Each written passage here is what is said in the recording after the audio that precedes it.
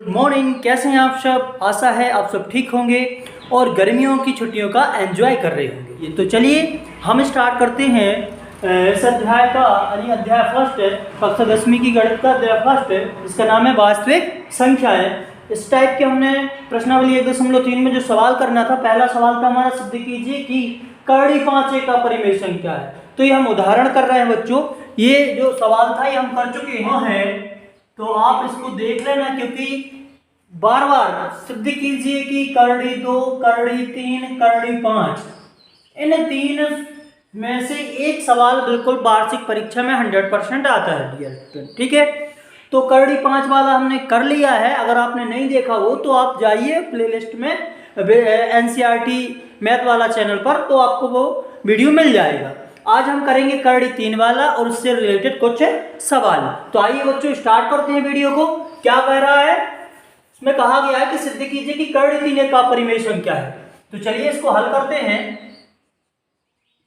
देखिए यहां पे हमको सिद्ध करना कि अपरिमेय है, तो परिमेय और अपरिमेय, परिमेय और अपरिमेय, इसमें थोड़ा सा अंतर पता होना चाहिए आपको। वैसे पहले वीडियो में हमने इसका डिस्कस किया है। जैसे देखिए, परिमेय संख्या वे कहलाती है जिसको हम P/Q के रूप में लिख सकते हैं। ठीक है, P/Q जैसे 1/3, 2/5, इस तरीके से ये क्या है, परिमेय संख्या है। ठीक है, और इसमें कंडीशन होती है कि जो हमारा Q होता है, Q 0 नहीं होना चाहिए। अगर Q 0 है तो फिर ये परिमेय संख्या नहीं होती स्टूडेंट। और अपरिमेय की बात करें तो जिसको हम P/Q के रूप में नहीं लिख सकते हैं। एग्जाम्पल देखिए, जैसे इसमें आती हैं जो हमने दशमलव संख्या पढ़ी थी, तो आवर्ती। ठीक है, जो आवर्ती होती, अनावर्ती होती है, मतलब कुछ दशमलव, जैसे कि 1.30105 सॉरी यहाँ पे 0300003, मतलब कि यहाँ पे नंबर क्या हो रहा है, बढ़ते जा रहे हैं। ठीक है, रिपीटिंग तो है लेकिन इसमें क्या है, 1 0 यहाँ पे 2 0, इस तरीके से है। तो ये भी अपरिमेय संख्या, जैसे पाई है तो पाई भी एक अपरिमेय संख्या, क्योंकि इसका मान होता है 1.4132, इस तरीके से डेड डैश होता है, यानी कि जो इसका दशमलव प्रसार होता है डियर स्टूडेंट, वो अशांत होता है। ठीक है, तो जिन संख्याओं का दशमलव प्रसार अशांत होता है, ठीक है, और नॉन रिपीटिंग होती हैं। नॉन रिपीटिंग का मतलब जैसे कि हमने कहा 1.333333, तो ये रिपीटिंग है, तो ये क्या हो जाएगी, ये संख्या होगी जो परिमेय है। हमने 9th क्लास में इसको प्रूव किया था। ठीक है, फर्स्ट क्वेश्चन कुछ किए थे इस टाइप के। तो ये जो रिपीटिंग होती हैं ये कहलाती हैं अपरिमेय दशमलव प्रसार में, जो नॉन रिपीटिंग होती हैं डियर स्टूडेंट वो आती हैं अपरिमेय। तो चलिए हमको वही करना है। और दूसरी बात, जितने भी कर्णी वाली अभाज्य संख्या होती हैं वो सब अपरिमेय होती हैं। ये भी अपरिमेय है बच्चों, लेकिन इसको हमें सिद्ध करना है कि अपरिमेय। तो चलिए इसको सिद्ध करते हैं। ठीक है, ताकि वीडियो लंबा ना हो। तो इस क्वेश्चन को आपको अगर समझना है तो वीडियो में लास्ट तक बने रहिए, तभी आप सीख पाएंगे। ठीक है स्टूडेंट, क्योंकि इसमें इस टाइप के कुछ 5-6 क्वेश्चन हैं। जब तक आप इसको पहले दूसरा क्वेश्चन नहीं समझेंगे, आपको बाकी के सवाल समझ में नहीं आएंगे। तो चलिए इसको हल करते हैं। क्या करना है स्टूडेंट, क्या है, माना ये क्या है, इसको अपरिमेय। तो अपन क्या जब हल करेंगे तो मान लेंगे, माना कि देखिए जो हम कल्पना करेंगे कि ये परिमेय है, उल्टा मान के चलेंगे। अगर हम एक परिमेय सिद्ध कर पाएंगे तो ये परिमेय हो जाएगी। ठीक है, अन्यथा ये अपरिमेय है। तो माना कि, मान के चलते हैं, माना कि कर्णी 3 एक अपरिमेय संख्या, सॉरी अपरिमेय नहीं, परिमेय मान के चलेंगे हम। परिमेय संख्या है, परिमेय संख्या है स्टूडेंट। अगर परिमेय संख्या है तो हमको इसको क्या लिख सकते हो बच्चों, P/Q के रूप में। ठीक है, अब हमने मान लिया कि परिमेय है, तो तब कर्णी 3 बराबर P/Q। ठीक है, इसको हमने P/Q मान लिया। और जहां P और Q, जहां P और Q दो सहअभाज्य संख्याएं हैं। कैसी है डियर स्टूडेंट, सहअभाज्य संख्याएं हैं। अब सहअभाज्य उस टाइम अपन ने जब ऐसे अपने कर रहा तो अच्छे से इसको पढ़ा था, फिर भी अपन देख लेते हैं। P और Q दो सहअभाज्य संख्याएं हैं।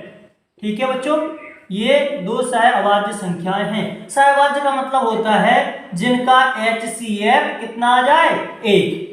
जैसे 3 और 4, 3 और 4 में क्या है, कॉमन कुछ नहीं है, 3 में 3 का भाग जाएगा, 4 में 4 का जाएगा, 6 और 7 ये भी क्या है, सहभाज्य।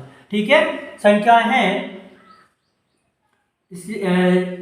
जिनका बोल सकते हैं हम कि जिनका HCF अगर निकाला जाए तो कितना होता है, 1। कितना होता है बच्चों, 1 होता है। तो ये क्या है, सहभाज्य। तो अपन ने इसको मान लिया P/Q के रूप में। अब कुछ नहीं करना बच्चों, हमको दोनों पक्षों का कर देना है वर्ग। क्या लिखेंगे हम, दोनों पक्षों का वर्ग करने पर, दोनों पक्षों का वर्ग करने पर। ठीक है बच्चों, वर्ग करेंगे तो यहाँ पे हो जाएगा करड़ी 3 का संपूर्ण वर्ग और इधर हो जाएगा P/Q का संपूर्ण वर्ग। इसका वर्ग हटाएंगे तो वर्ग से वर्गमूल कट जाएगा, मान ली 3 बचेगा, इधर P पे भी वर्ग आ जाएगा और Q पे भी वर्ग आ जाएगा। ठीक है बच्चों, यहाँ से हमको एक बार P का मान निकाल लेना है। तो जब हम P का मान, एक काम करते हैं, त्रियक P वर्ग का इधर कर देते हैं, तो P वर्ग बराबर 3Q वर्ग, इसको दे देना है बच्चों हमको समीकरण 1। ठीक है, इसके बाद यहाँ पे हमको Q का मान निकालना है। तो बोल सकते हैं हम, या देखिए ये Q का मान निकालना तो 3P के बटे में जाएगा। ठीक है, इसको ऐसा करिए, 3Q वर्ग बराबर P वर्ग, तो Q वर्ग बराबर ये 3 जाएगा बच्चों इनके बटे में। अगले स्टेप में कर देता हूं मैं, P वर्ग बटा 3। ठीक है, तो यहाँ पे हम क्या देख रहे हैं बच्चों कि ये जो P वर्ग है वो 3 से भाग है, मतलब 3 का इसमें भाग जा रहा है। तो एक प्रमेय होता है, प्रमेय होता है डियर स्टूडेंट 1.3, प्रमेय 1.3, वो 1.3 आपको यहाँ पे लिखना है, ओनली प्रमेय 1.3। वो प्रमेय क्या होता है मैं वो इधर बताता हूँ। प्रमेय कहता है कि यदि किसी संख्या का वर्ग, सपोज कीजिए कोई संख्या ली हमने जैसे 3, यहाँ पे 4, यदि किसी संख्या का वर्ग, चलिए मैंने पहले जैसे P वर्ग को A से भाग, यानी P वर्ग में अगर A से भाग जाता है तो P में भी A का भाग जाएगा, ये कहता है प्रमेय। ठीक है, जैसे किसी संख्या के वर्ग में अगर किसी संख्या का भाग जाता है, जैसे हमने कहा 3 का वर्ग में 3 का भाग चला जा रहा है, तो 3 में भी 3 का भाग जाएगा। ठीक है, क्लियर हुआ। जैसे कि इधर हुआ 3 का, ये और देख लीजिए 4 का वर्ग, 4 के वर्ग में अगर हम कहें कि 2 का भाग जा रहा है, 4 के वर्ग में अगर 2 का भाग जा रहा है, जैसे 4 का वर्ग कितना हुआ है 16, 16 में 2 का भाग चला गया। ठीक है, 8 भाग, तो ये 2 का भाग जा रहा है। तो इस इन प्रमेय का कहने का मतलब ये है कि भैया इसका वर्ग हटा दीजिए, मतलब 4 वर्ग हटा दीजिए, तब भी उसमें 2 का भाग जाएगा। देखिए जा रहा है, बिल्कुल जा रहा है। ठीक है, तो हम यहाँ पे लिखेंगे डियर स्टूडेंट कि यहाँ P वर्ग 3 से भाज्य है, 3 से भाज्य है। भाज्य है का मतलब भाग जा रहा है, भाज्य है, अतः P भी 3 से भाज्य होगा, 3 से भाज्य होगा। ये प्रमेय कहता है 1.3, 3 से भाज्य होगा। वो प्रमेय के साथ साथ अपन ने देख भी लिया है बच्चों, अतः इसलिए P जो होगा, P 3 का एक गुणनखंड होगा, अतः P 3 का गुणनखंड होगा, गुणनखंड होगा। तब देखिए अगर P 3 का एक गुणनखंड है, जैसे मैं कहूं कि 9 का 3 और 3, जैसे बात करें हम 6 की तो 6 को लिख सकते हैं 3 दूनी 6। तो देखिए इसका एक गुणनखंड 3 भी है और 2 का है, 2 भी है और 3 भी है, तो इसमें 3 का भी भाग जाएगा 6 में और 2 का भी जाएगा, मतलब ये। तो जब यहाँ पे क्या कह रहा है कि P 3 का एक गुणनखंड है, तो मतलब देखिए थोड़ा सा और है, तब P बराबर, इसको हम 3m ले लेते हैं, एक अचर राशि ले लेते हैं। ठीक है, इसको रखना है हमको समीकरण 1 में। ठीक है, तो समीकरण 1 से जहां पे P है बच्चों वहां पे हमको रख देना 3m, तो P के स्थान पर हमें कितना रखना है 3m का संपूर्ण वर्ग, और बराबर में क्या चल रहा है हमारे पास 3q वर्ग। तो 3 का वर्ग हुआ 9, m पे 2 की घात बराबर 3q वर्ग। तो यहाँ से हम क्या कर सकते डियर, यहाँ से हम इस 3 से इस 9 को काट सकते हैं, 3 एकम 3, 3 त्रिका 9। ठीक है, तो यहाँ से हम m वर्ग का मान निकाल लेते हैं। तो निकलेगा क्या, m वर्ग बराबर ये जो 3 है वो चला जाएगा q वर्ग के बटे में। ठीक है, ऐसी ही बिल्कुल प्रोसेस सेम टू सेम करड़ी 5 के लिए हुई थी, ऐसी करड़ी 2 के लिए होगी, बिल्कुल सेम होगी। तो यहाँ पे क्या हो गया, q वर्ग 3 से भाज्य, तो हम नीचे क्या लिखेंगे, यहाँ q वर्ग 3 से भाज्य है, q वर्ग 3 से भाज्य है, 3 से भाज्य है, अतः q भी, इसका वर्ग हटा दीजिए, q भी 3 से भाज्य होगा, 3 भाज्य होगा।